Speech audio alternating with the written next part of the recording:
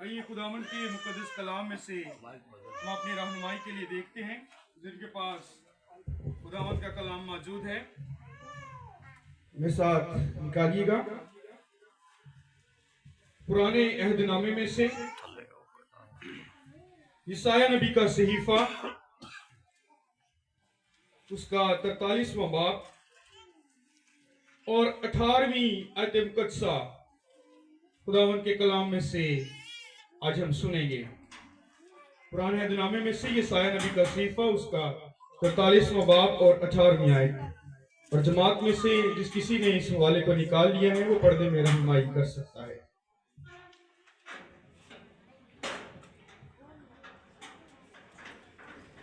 Hello, जिनके पास खुदा का पाक कलाम है मेरे साथ हवाला निकालें।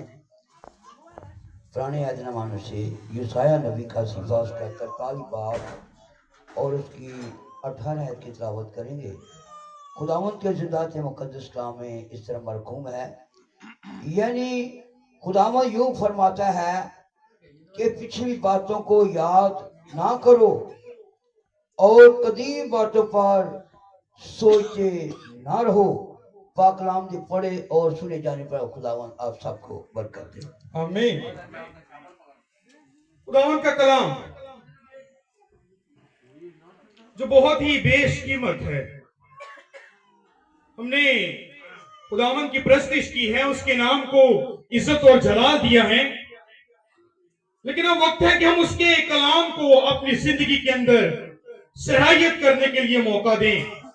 हमने अपने हाथों का इस्तेमाल किया है, होठों का नजराना खुदावंद की हुजूरी में पेश किया है। अब वक्त है कि हम अपने दिल को भी तैयार करें उसके कलाम को सुनने के लिए, उसके कलाम को मौका दें कि वो हमारी जिंदगी के अंदर सहायत करता जाए। हमने खुदावंद के कलाम में से आज के वर्ड को सुना है, यानी यशायाह नबी अपने 43वें बाब और 18वीं आयत के अंदर बड़ी खूबसूरत बात जो है वो मेरी और आपके लिए करता है। और वो कहता है, यानी खुदावंद यूं फरमाता है कि पिछली बातों को याद ना कर और कदीम बातों पर सोचते ना रहो। अब कलाम जो है, जिसे हम दोधारी तेज तलवार कहते हैं, जिसे हम जिंदगी कहते हैं, जिसे हम नूर कहते हैं, जिसके अंदर सच्चाई है, जिसके अंदर जिंदगी है, जिसके अंदर कुव्वत है, जो कुव्वत का मंबा है, हम इन्हीं बातों से कलाम को जानते हैं कि कलाम तो हमारी जिंदगी भी है, कलाम जो है वो हमारी राह भी है, कलाम जो है वो नूर भी है, कलाम जो है वो जिंदगी है। ये सारी बातें तो हम जानते हैं, इन सारी बातों को हम कलाम के साथ मंसूब करते हैं और इसी कलाम को हमने अपनी जिंदगी के अंदर भी रखा है। लेकिन तो भी इसके बावजूद हमारी जिंदगी कुली तौर पर बरकत को हासिल क्यों नहीं करती, कुली तौर पर हम बहाल क्यों नहीं होते? आज भी हम गिरावट का शिकार क्यों हैं? आज भी हम क्यों गिरावट का शिकार हैं? आज का कलाम हमें ये बताएगा और हमें सिखाएगा कि हम किस तरह से अपनी गिरावट को दूर कर सकते हैं, किस तरह से हम बेहतर तौर पर सिंचाई के रास्ते पर चल सकते हैं और किस कदर अपनी जिंदगी को बेहतर बना सकते हैं। अब यहाँ पर यशायाह नबी, जिसका ताल्लुक 8वीं सदी से है, वो अपने इस सहीफे के अंदर बनी इस्राएल की बहाली, फिर उसकी असीरी और फिर बहाली के बारे में बयान करता है। यानी अगर हम बनी इस्राएल की जिंदगी पर गौर करें तो उनकी जिंदगी जो है वो बहाली असीरी इसके ही जो गिर्द घूमती हुई नजर आती है। अब यशायाह नबी जो है इस कलाम को बनी इस्राएल तक इसलिए पहुंचाता है ताकि वो अपनी जिंदगी का जायजा ले सके, ताकि वो अपनी जिंदगी पर बेहतर तौर पर नजर कर सके कि उनका खुदा जो जिंदा खुदा है, जिसने उन्हें मुल्के मिस्र की गुलामी में से निकाला और बहाल किया और सरबुलंद किया। यशायाह नबी जो है वो बार बार उनकी तस्दीक के लिए उन्हें बताता है। अब यहाँ पर पुराने का और कदीम का जिक्र किया गया है। अभी पिछले दिनों में हमने क्रिसमस मनाया था 2023 के अंदर, फिर हमने न्यू ईयर भी मनाया, उसके अंदर हमने नई पैदाइश और नई जिंदगी के बारे में मुमकिन है कि हमने पैगामात को भी सुना हो। इस حوالے کے اندر بھی پرانے کا اور قدیم کا ذکر ملتا ہے. یہ میرے ساتھ ایک حوالہ نکالیے, ہم اس بات کو کلیئر کرتے ہیں. نئے عہد نامہ دوسرا کرنتھیوں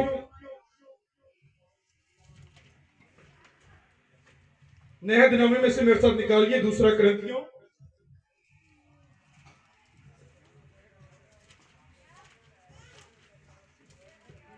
اور اس کا 5واں باب اور 17ویں آیت ہم دیکھیں گے. دوسرا کرنتھیوں 5واں باب اور 17ویں آیت. اس کے اندر لکھا ہے, اس لیے اگر کوئی مسیح میں ہے تو وہ نیا مخلوق ہے, پرانی چیزیں جاتی رہیں, دیکھو وہ نئی ہو گئی. لیکن یسایہ نبی پرانی کے ساتھ ساتھ قدیم کا بھی ذکر کرتا ہے. ہم اپنی زندگی کے لیے پرانی انسانیت کا بیان کرتے ہیں کہ ہماری پرانی انسانیت جو ہے وہ جا چکی ہے اور ہم نئے بن گئے ہیں, لیکن یسایہ پھر قدیم کی بات کیوں کرتا ہے؟ یسایہ نبی کہتا ہے کہ پرانا تو ہے لیکن اس کے ساتھ ساتھ کیا ہے جی, قدیم بھی ہے. اور دوسرا کرنتھیوں اس کا 5واں باب پولس رسول کہتا ہے کہ پرانی چیزیں جاتی رہی ہیں اور وہ نئی ہو گئی ہیں. پرانا تو چلا گیا لیکن قدیم کہاں سے پھر جائے گا؟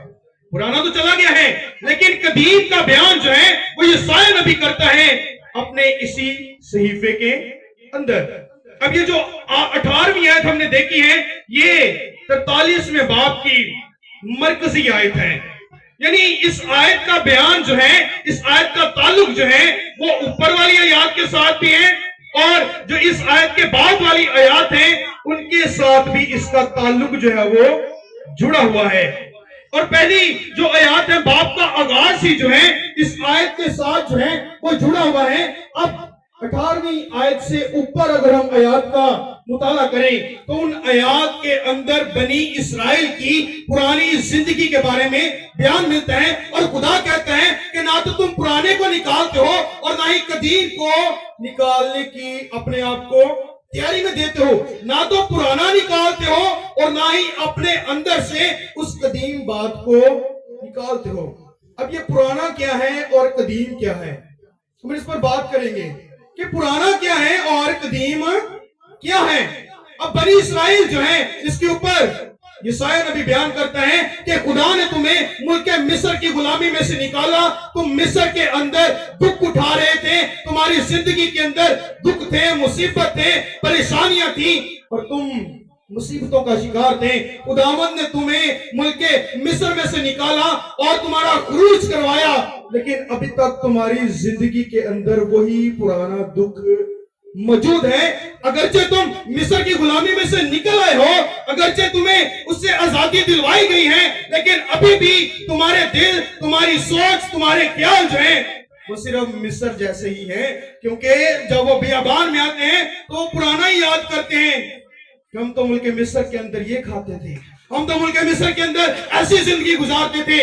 اے موسیٰ, تو کیا ہمیں بیابان کے اندر مارنے کے لیے لے آیا ہے؟ بیابان کے اندر ہم مر جائیں گے, ہمیں یہاں پر نہ تو کھانا مل رہا ہے نہ پانی مل رہا ہے. ہم تو مصر کے اندر فلاں چیز کھاتے تھے, ہمیں تو مصر کے اندر روٹی ملتی تھی, ہمیں تو مصر کے اندر ایسی چیزیں ملتی تھی جن کے باعث ہم زندہ تھے, تو ہمیں مارنے کے لیے لے آیا ہے. یسایہ نبی یہی کہتا ہے کہ تم ابھی بھی اپنی زندگی سے اس پرانی بات کو نہیں نکال رہے. یہ پرانا ہے جو اپنی زندگی سے نہیں نکالنا چاہتے تھے. اگرچہ خدا انہیں اسیری سے نکالتا ہے اور بحال کرتا ہے, لیکن ابھی بھی ان کی زندگی کے اندر پرانا ہی پرانا موجود ہے, پرانا ہی ہے. خدا نے انہیں نیا بھی بنا دیا ہے, اسیری سے نکال کر نئی زندگی میں بھی لے آیا ہے, لیکن ان کی زندگی ابھی بھی پرانے چکر کے ارد گرد گھومتی نظر آتی ہے. وہ بھی بابل کے اسیری میں ہیں. یسایہ نبی کا تعلق جو میں نے پہلے بیان کیا 8ویں صدی سے ہے, اور 8ویں صدی کے اندر بنی اسرائیل جو تھے وہ بابل کے اسیری کے اندر تھے. وہ ابھی بھی سروں کو لے کر بیٹھے ہوئے تھے اور سروں پر ہاتھ مارتے تھے. انہیں ابھی بھی اس بات کو جب انہیں پتہ ہی نہیں تھا کہ خدا وہی ہے جس نے انہیں مصر کی غلامی میں سے آزاد کروایا. अभी भी वो पुरानी चीज को लेकर बैठे हैं कि वो अभी भी मिस्र की गुलामी में ही मौजूद हैं। अगर आप 17वीं 16वीं 15वीं 14वीं अगर इन आयत को पढ़ेंगे तो खुदा जो है वो यशायाह नबी के वसीले से उन्हें दलील पर दलील देता है कि मैं वही खुदा हूं जो तुम्हें मिस्र की गुलामी में से निकाल कर लाया था। मैं वही हूं, मैं बदला नहीं, मैं अभी भी वही हूं जिसने तुम्हें बनी इस्राएल की गुलामी में से आजाद करवाया। लेकिन अभी भी तुम्हारे अंदर वही पुरानी बातें मौजूद हैं। तूने उस पुरानी चीज को अपने अंदर से निकाला नहीं है। तेरे अंदर अभी वही पुरानी इंसानियत है जो मिस्र के अंदर मौजूद थी, तो अभी भी पुराना ही है। तूने अपने आप को नया नहीं बनाया, तो पुरानी चीज है। लेकिन खुदा जो है यशायाह नबी के वसीले से उन्हें कदीम वाली बात भी बताता है। कदीम क्या है ये देखते हैं। हम अपने उसी हवाले पर वापस आएंगे।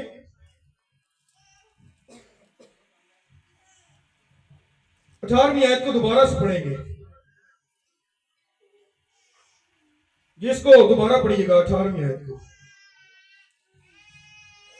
यानी खुदावंद यूं फरमाता है कि पिछली बातों को याद ना करो कर और कदीम बातों पर सोचते ना रहो। हमने पुराने के बारे में देख लिया, आयत का पहला हिस्सा, और दूसरा हिस्सा किस पर जो है वो मुनहसर करता है, कदीम पर। अब कदीम जो है ये है क्या? अगर हम अपनी इंसानी जिंदगी पर गौर करें तो हम क्रिसमस पर, नए साल पर नए कपड़े लेते हैं और हम कहते हैं कि हमारा बड़ा दिन है तो हमने नए कपड़े लेने हैं। यानी हम अपनी जिंदगी के लिए नई चीजों का इंतखाब करते हैं। जो पुरानी चीजें होती हैं उन्हें दूर कर देते हैं। हम नई चीजों का इंतखाब करते हैं, नए कपड़ों का इंतखाब करते हैं, नई चीजों को अपनी जिंदगी के अंदर अपनाते हैं, अपने घरों में लेकर आते हैं, ताकि उनके वसीले से हमारी पर्सनैलिटी जो है वो उभर कर नजर आए, हम नुमाया नजर आए, हम खूबसूरत नजर आए। हमें कोई पुराना ना कहे, हमें कोई भी कदीम जो है वो ना कहे। हम वक्त के साथ, जमाने के साथ अपनी जिंदगी को नया बनाना चाहते हैं। पुराने जमाने के अंदर फ्रिज नहीं थे, लेकिन हमने जमाने के साथ कदम से कदम मिलाने के लिए अपने घरों के अंदर फ्रिज ले आए। ये नई बात हो गई। हमने अपने घरों के अंदर दीगर चीजों को जो है वो अपना लिया, नया बना लिया, नई चीजों को ले आए और हमने कदीम चीजों को निकाल दिया। अब ये कदीम है क्या? आइए मेरे साथ 27वीं आयत को, इसी हवाले की 27वीं आयत को पढ़ेंगे। 27वीं आयत मुकद्दसा, इसके अंदर लिखा है, तेरे बड़े बाप ने गुनाह किया और तेरे तफसीर करने वालों ने मेरी मुखालफत की है। आमीन। इसके अंदर खुदा का बंदा जो है वो बनी इस्राएल की पुरानी जिंदगी के बारे में तो बताता है और हमने सीखा है, लेकिन कदीम का ताल्लुक जो है इसके 18वीं आयत का ताल्लुक 27वीं आयत के साथ जुड़ा है कि जो तेरा बड़ा बाप है। और बड़ा बाप कौन है? बाग एदन के अंदर बड़ा बाप आदम, बड़ा बाप इंसान का बाप जो है वो आदम है। और आदम से ये जिंदगी जो है वो शुरू होती नजर आती है और वो कहता है कि तेरे बड़े बाप ने गुनाह किया था। और ये गुनाह ही वो कदीम बात है जो अभी तक उन्होंने अपनी जिंदगी के अंदर संभाल कर रखी हुई थी।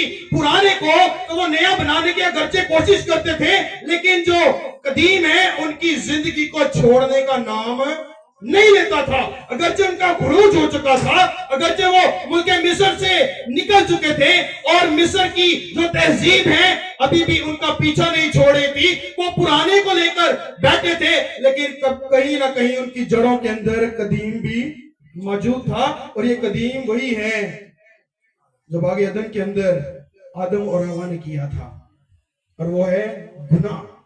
खुदा के मना करने के बावजूद उन्होंने उस फल को लिया और खाया और उसके बायस उनकी जिंदगी के अंदर गुनाह ने जन्म लिया। और ये गुनाह जो है उसी का बयान यशायाह नबी 43वें बाब के अंदर 18वीं आयत के अंदर कहता है कि तुम ना तो अपनी जिंदगी से पुराना निकालते हो और ना ही तुम्हारी जिंदगी से अभी तक कदीम जो है वो गया ही नहीं है। अगरचे मैंने तो तुम्हारे लिए मिस्र को जो है वो शिकस्त दी थी, मिस्र को उसके लोगों को मारा था, और तुम्हें मैं मिस्र की गुलामी में से निकाल कर लाया था, और मैंने नजात के काम को नबियों के वसीले से शुरू किया था। लेकिन अभी तक ना तो तुम पुराने को भूले हो और ना ही तुम्हारे अंदर से कदीम ने अपनी जड़ों को छोड़ा है।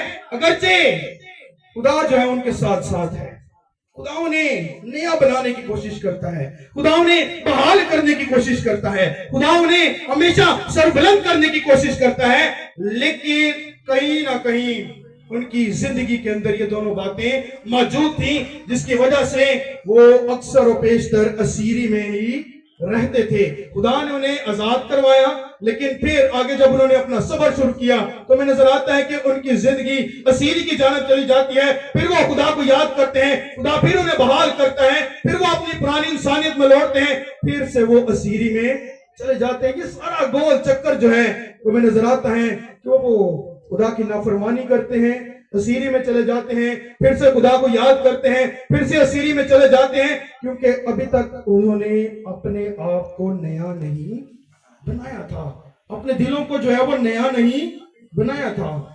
आइए एक और हवाले को देखते हैं खुदा की कलाम में से, हम नए और पुराने को बेहतर तौर पर समझ सकेंगे। हिस्कियेल नबी का सहीफा, उसका 36वां बाब है और उसकी 26वीं आयत मुकद्दसा है।